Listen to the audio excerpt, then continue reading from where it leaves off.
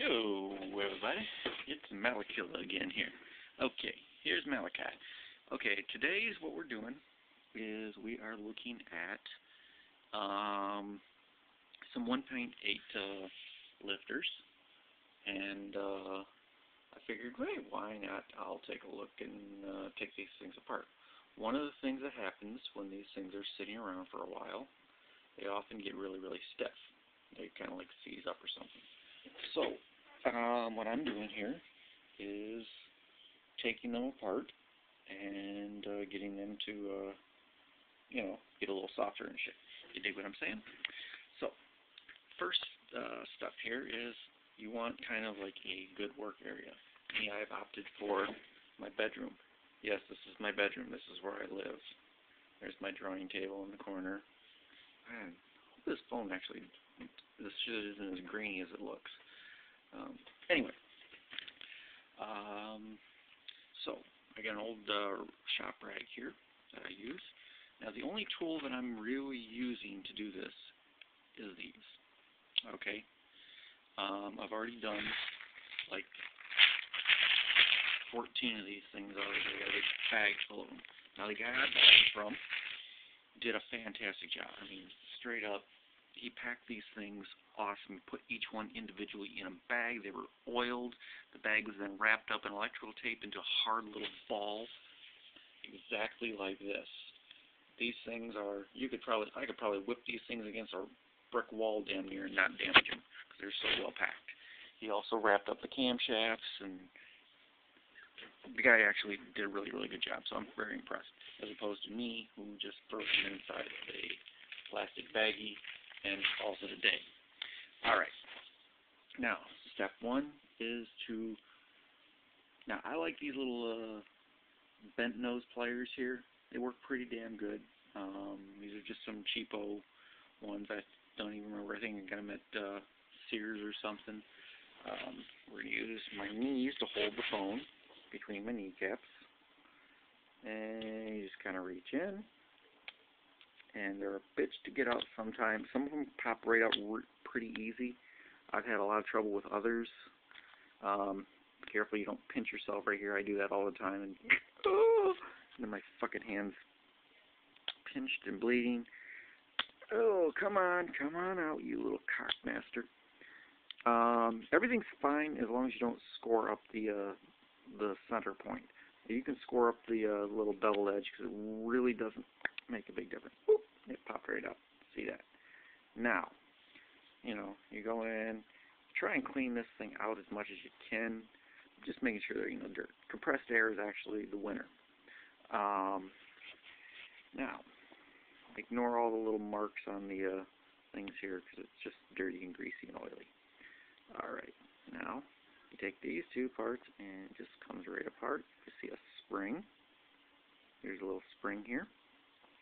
Now this is just a cap, really kind of meaningless. It does have a very, very fine steel ring, like a little locking ring in there. Ignore it. You're really not going to do anything with it. Wipe this off. Wipe off the spring. Now, right here, you're left with this. If you look, hopefully this camera will be able to get this, but you'll see that there is a little tiny nipple sticking out of here. You can grab it with your fingers sometimes. Sometimes I just grab it with this. And it comes right off really easy.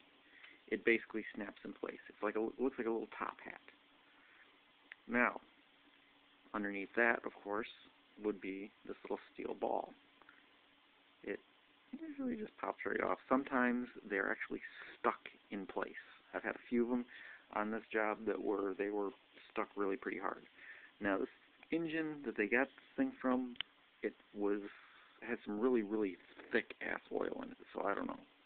Now, careful with this top hat thing, because if you reach inside, you can pull it out, and there is, right here between my fingers, if you can see this at all, we're going to try and show you a little itty-bitty size spring right there. Look at that.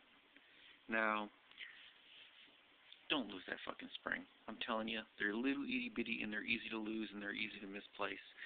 Most of them, I just left them in the little top hat thing. However, were you to lose one, what my suggestion would be to call up Kamal or send him a private message and ask him to send you one of his pubic hairs, because that's about the size that they are. Tell him get one of the really small ones, though. And you can probably replace it with that. Oh, I'm a funny fuck. Okay. Let's wrap this up here. And now that this has already been disassembled once. I'm just, making a video here for the sake of people knowing. You set your little, start with the small cylinder. Set your ball in the center in the little hole. Yeah, put it in the hole, baby. Now take your top hat thing, put it in place, and clicks in place. Look at that, very easy. You slide your spring on top of that. You slide the entire assembly into the larger piston, and it should work. Now, putting in the smaller end first into the lifter, push in with your thumb, and suddenly this thing becomes, look at all that bounce that's in there. It's kind of hard to tell. Watch my thumb, see how much it goes in? Wow. I shoved my thumb in it. Ooh, I love poking my thumb in that little hole like that. Ooh, yeah. Shazam. That's the way I roll. Anyway, and it's a reassembled lifter. I then throw it in my bag.